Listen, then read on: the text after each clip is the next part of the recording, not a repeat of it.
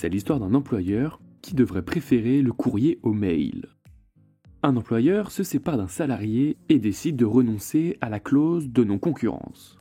Il lui envoie donc un mail avant le délai de 15 jours après la rupture de la relation de travail, comme prévu dans le contrat.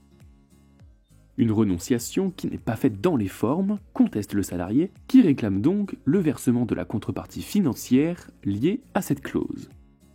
Il rappelle que le contrat prévoit que la renonciation doit être faite dans les 15 jours après la notification de la rupture du contrat et par lettre recommandée avec accusé de réception. Selon l'employeur, les modalités contractuelles de renonciation ne concernent que le délai de prévenance et non la forme de cette renonciation. Le salarié peut donc être informé par tout moyen.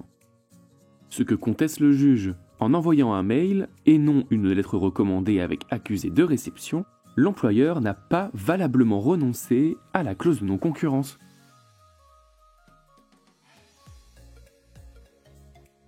Il est possible de renoncer à l'application d'une clause de non-concurrence dans le cas où une clause de renonciation est prévue dans le contrat ou dans la convention collective.